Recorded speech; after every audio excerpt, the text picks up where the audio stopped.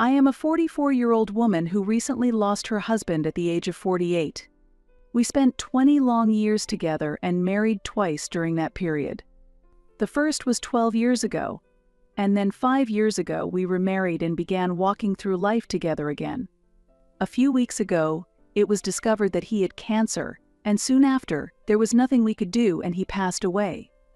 At first, I was shocked and it was very painful, but now I am able to calmly accept the fact. Time passed, and I have been able to slowly come to terms with it in my heart, cherishing the memories I had with him while looking forward to continuing my life. Even now, I miss his presence terribly, but I can no longer spend time with him. I am not sure if I will ever meet someone I can love as deeply as him. But now, I am a little relieved that he is resting peacefully. The last few months, especially, his condition seemed painful, so I am glad that he has finally been released from suffering. Last week, his funeral was finally concluded. While there was a feeling of relief in my heart, I also felt a deep sadness. Honestly, my relationship with my husband's parents was not very good. We hadn't spoken at all for the last 8 years. At one point, my husband decided to cut ties with his family and resolved never to speak to his parents again. There were many reasons for his decision. His parents only saw him as a source of money and showed no affection or consideration for him. Because they did not hide this, my husband chose to completely sever ties with them. Also, my husband had a younger sister named Cindy, who had long struggled with alcoholism, but it seemed that his parents cared more about her than him. Still, he did his best for his parents and sister. He was truly a family-oriented man, but when we started dating, my in-laws did not recognize his efforts and treated him coldly instead. I gradually began to understand how his family was treating him. I told my husband many times to value his own feelings more, but he always forgave his parents' attitude, saying, "I want to be kind because they're family." However, he started to change after we began dating, not just obeying his parents but clearly expressing his own opinions. I told him, "If your family treats you poorly, maybe they're not really the family you need."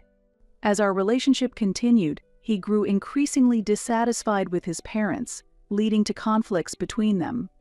His parents were confused by his assertiveness and believed I was behind these changes, trying to pull him away from me. However, their schemes did not work, and instead, our bond grew stronger. My relationship with my in-laws was always confrontational, and honestly, it never went well. They consistently behaved terribly towards us, and each time our relationship deteriorated further. Given this background, I was genuinely surprised when Cindy and the in-laws showed up at the funeral. The last time we met, we had a big fight, and we parted on bad terms. Since then, there has been little contact between us, especially between the in-laws and us, and our relationship remained cold. Even after we were married, our relationship with the in-laws did not improve, and we naturally kept our distance from them. However, one year we were invited to a Christmas dinner by the in-laws, and we decided to attend as a minimum courtesy, but this would later turn out to be a big mistake. That dinner would become the catalyst for further cracks in our relationship, because from the moment we arrived, they kept criticizing his new business and assuming it would fail, making it the only topic of discussion. After the party, we questioned the in-laws about their criticism of my husband's business. They said they just wanted him to face reality. They also warned, "You shouldn't follow your sister's example." Actually, Cindy had started a similar business after my husband announced his venture. His business involved recycling plastic products. Unlike Cindy, he conducted market research and had a solid plan. This led to a major argument, and we decided never to contact them again and left the scene. It was clear that Cindy had failed in her business because she lacked my husband's keen intuition and had never made an effort herself, relying solely on his help. 8 years passed, and the in-laws never contacted us. They probably knew my husband had cancer, but despite that, they never reached out or visited us. Yet I was shocked and appalled when they appeared at the funeral. Seeing them for the first time in years stirred mixed emotions in me. During the funeral, I kept a close watch on them, but they didn't act unusually. Still, I couldn't help but wonder why they had come to the funeral. After it was over, they approached me, but I had no intention of accepting their words. I thanked them calmly for their condolences, but told them I did not wish for any further involvement and asked them to leave. I had not wanted deep involvement with them, even when my husband was alive. So now that he was gone, I felt even more that contact with them was pointless and made that clear. Then they stopped pretending and said they had something to talk about. I told them to wait until everyone had left because I was curious about what they wanted to discuss. After everyone had gone, I decided to listen to them outside the venue.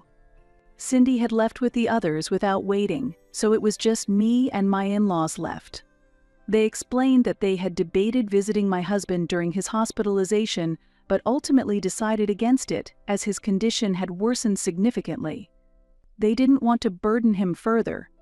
Their excuse seemed quite poor given that their son was dying, but I had no expectations from them.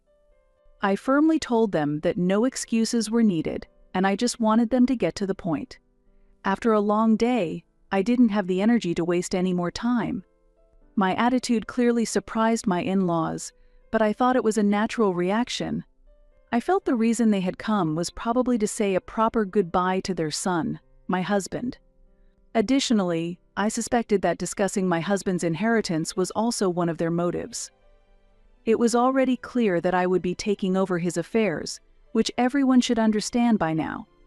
That was his wish, and I had supported him in everything, so it was a natural progression. The documents were already prepared. When they broached the subject, I informed them that they had no rights whatsoever.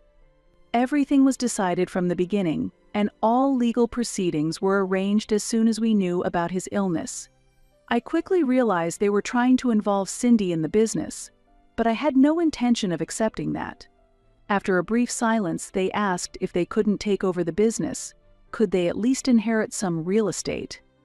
They expressed a desire to own our house, which we had invested considerable time and effort in designing. Apparently, they thought they could get the house since they had no real estate of their own.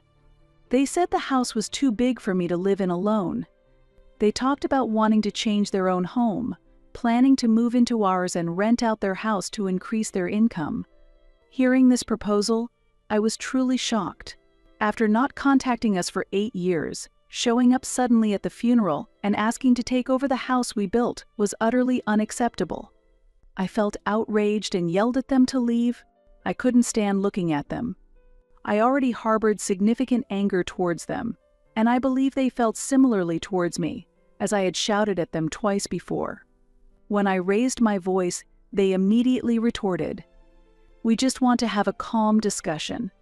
But I responded coldly. They didn't like that and said, "You should show more respect to your elders."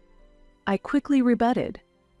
I pointed out their lack of respect for the deceased, criticizing them for appearing like vultures at this moment, right after my husband had been buried. They were upset that I had rejected their polite request.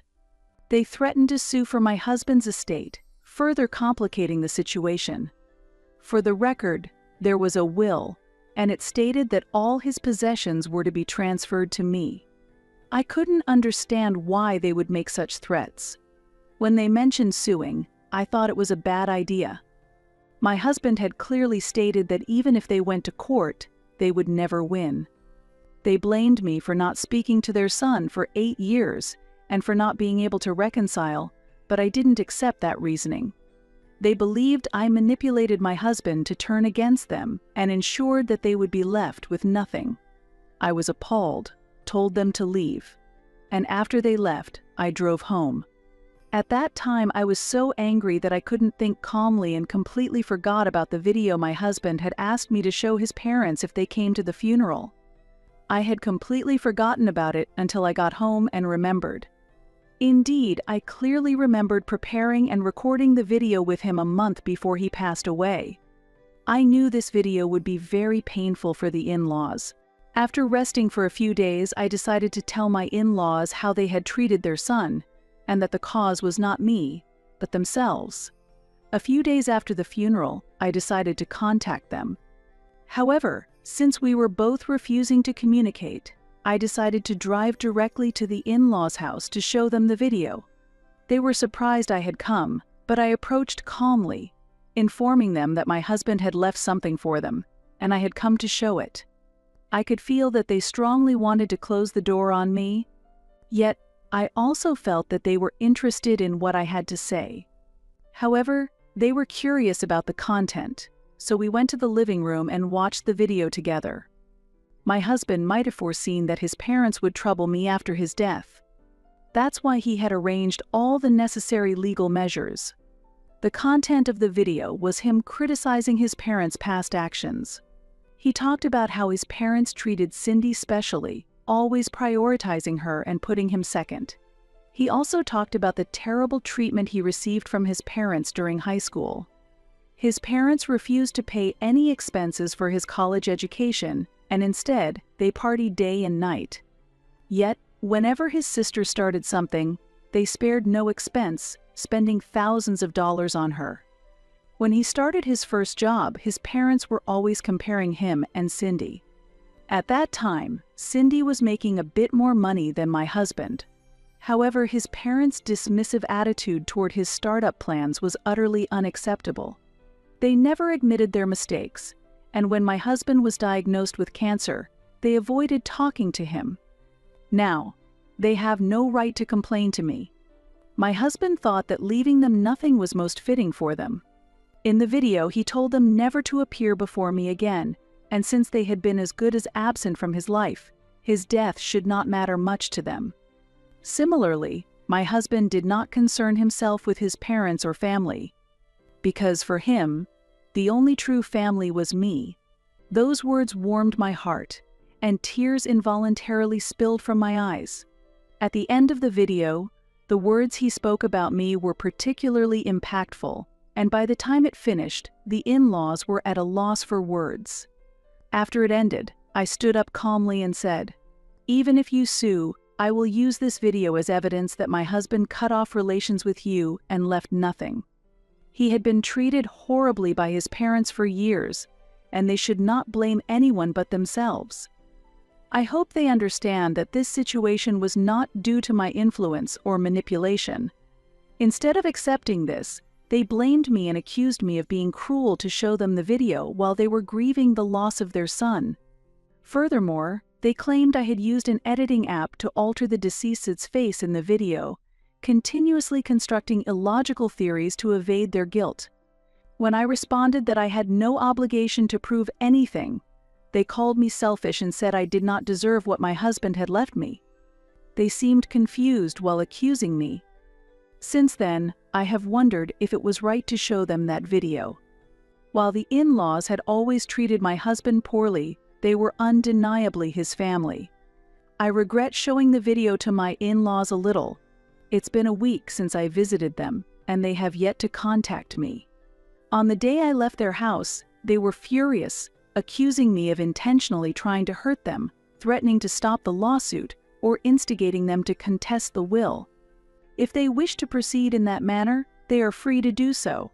However, it would only be a waste of their time and money, as they will gain nothing from it. Still, if they intend to ignore the video's contents and go to court, I will not stop them. Since then, I've been busy every day, with no time to think deeply about this matter. Right now, focusing on work is my top priority. I must face realistic challenges and future considerations without dwelling on grief. I am truly fortunate to have supportive parents. I've been spending these last few days with them, and it's been a great help. When I return home exhausted from work, my parents take care of all the household chores. My father has encouraged me by taking on all the responsibilities my husband used to handle, such as paying bills and shopping for groceries. I am naturally forgetful, so my mother handles the cooking and cleaning. We had a housekeeper before, but she had to leave for personal reasons. I told my parents about it a few days ago, and the next day, they arrived at my house with their bags. I am truly grateful for my parents' kindness and happy that they care so much about me.